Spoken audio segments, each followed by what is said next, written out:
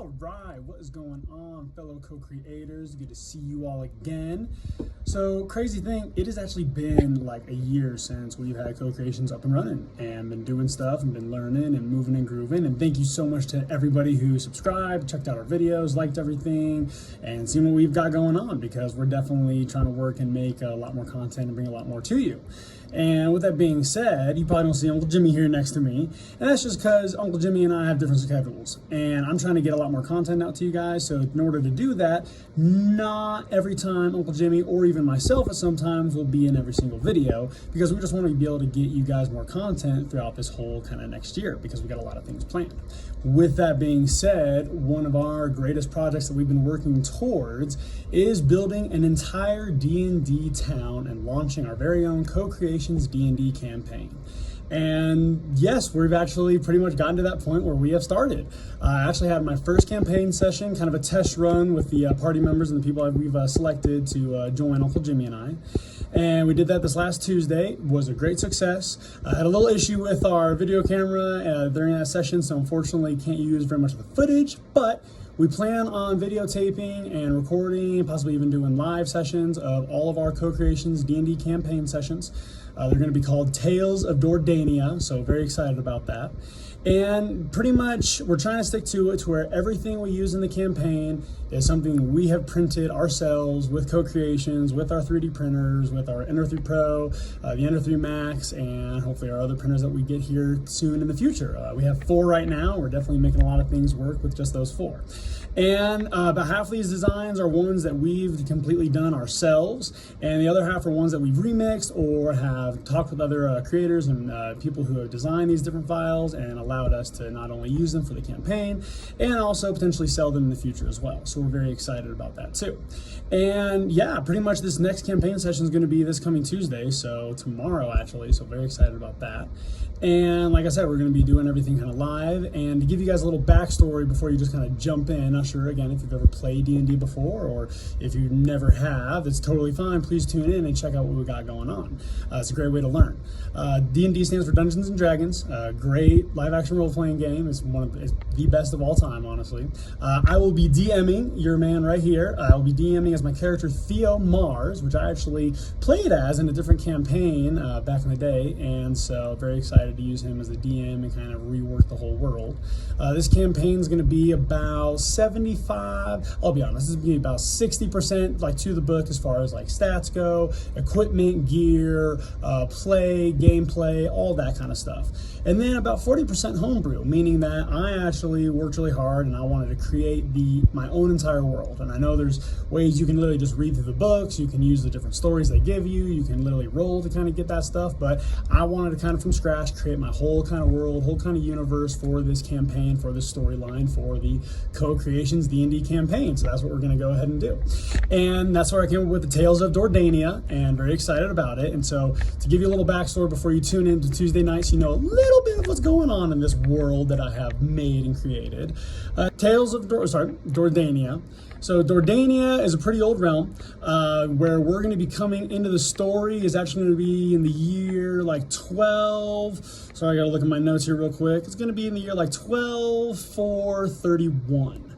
And I'm pretty excited to start in that year, because about 11 years ago, prior to that, to give you kind of where we're going and a little catch up, in the year 12,420, the orc hordes of Scattered Ash, which, all right, and so Jordania is a pretty sweet place. It's kind of a land of mystical and enchantment. I actually have a map here that I'm going to be kind of showing off as well, and you're going to kind of see it next to me as you've seen all these other 3D printing things go on. You're going to kind of see everything that, you know, I'm going to be pointing at. So, pretty much where we're kind of opening and where I'm starting this storyline, as I'm kind of telling you guys, is in the year 12,420, the evil orc hordes from the land of Scattered Ashes, all right? These guys is bad news, really, really bad news. They have finally amassed an army, and they've been conjuring some crazy, deep, ancient, dark magic, some kind of demonic entities included, and crazy beasts and monsters. They've allowed them to rise a crazy undead army that is planning to just kind of lay waste and conquer the entire realm of Jordania. Now, Jordania is a little bit bigger than this map that I'm showing you. This is kind of the main continent that we're focusing on, and the main area. This would take up, I would say, probably about 75% of the realm, however. So there's maybe only a couple other small little islands in the area, but this is the main big land. So the orc hordes want to pretty much declare war, and they start laying waste to everybody. They immediately move to the Highland range, and they start messing with all of the Harvest Village folk. And Harvest Village folk, they are the ones who are farming, dealing with everything, and reporting back to Core Kingdom. And so Core Kingdom, the king there is King Bullock.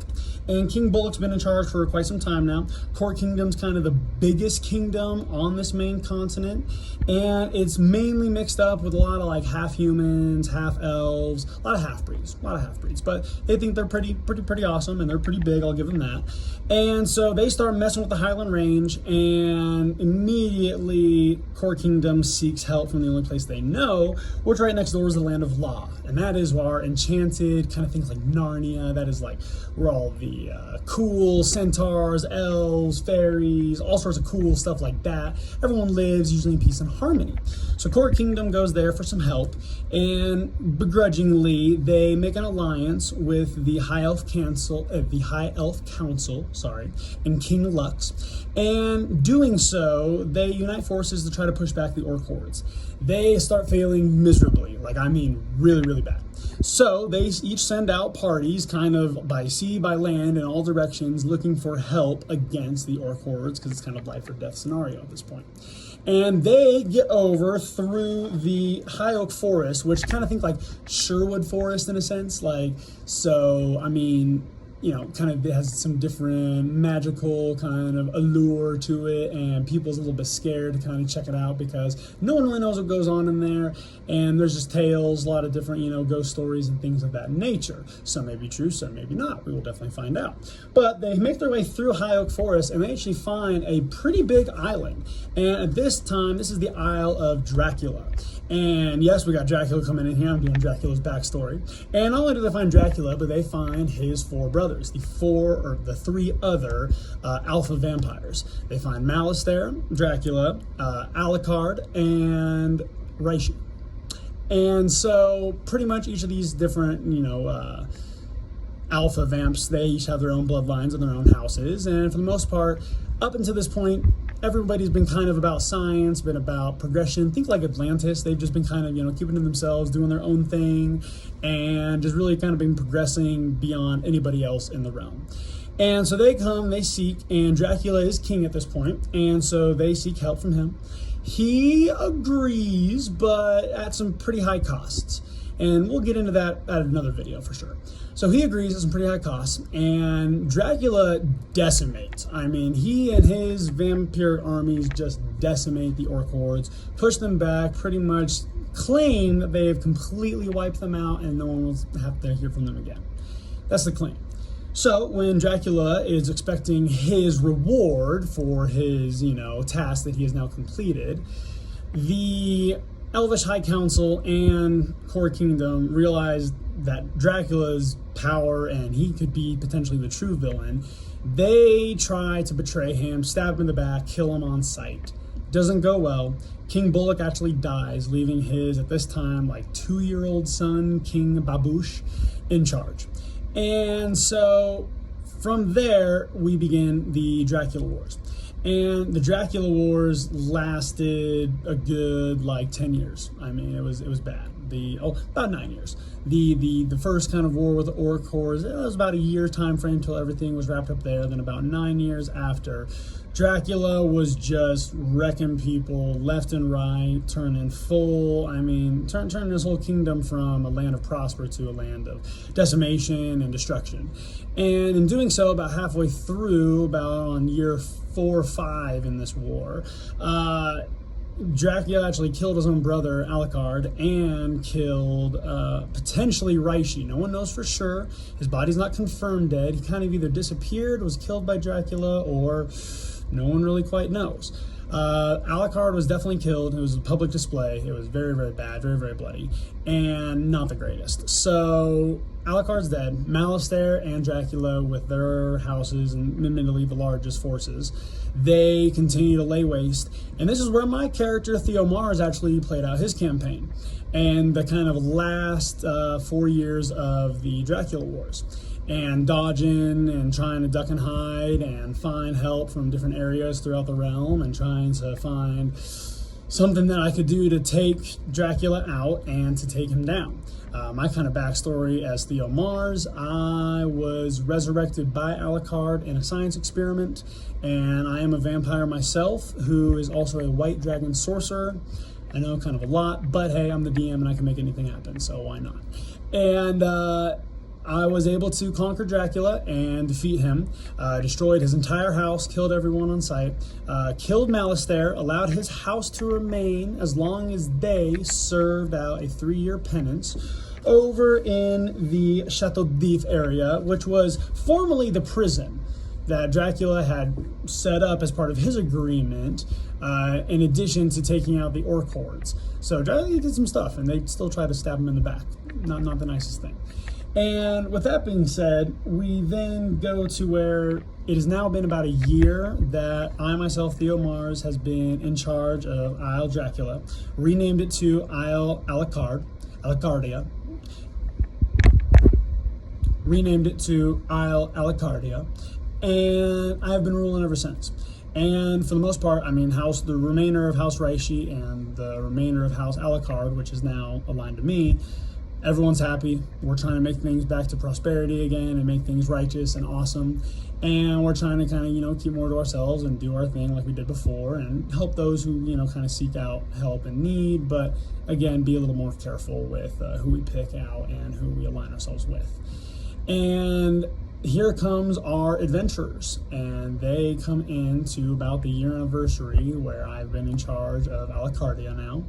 And we have the very cool dark elf, Tarek, and he's got kind of a little bit of a demonic curse going on that he is seeking help with, and that is going to be played by my good friend Garrett.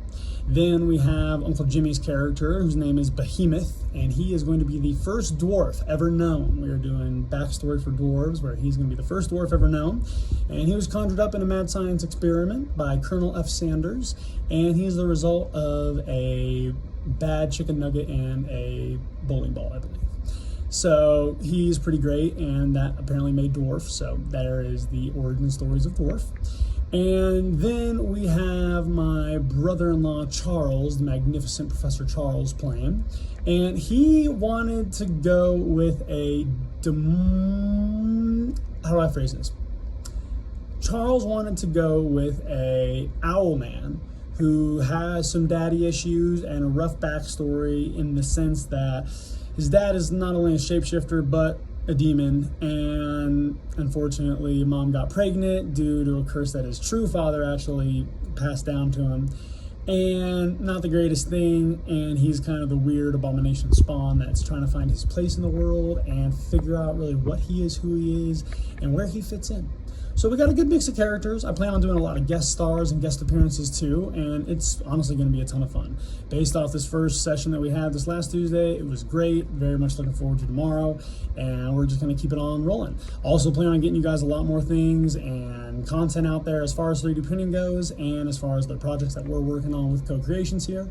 But other than that, I hope you enjoy. Look forward to checking out what we got with Tales of Jordania, and I'll check you on the next one. Take care and God bless.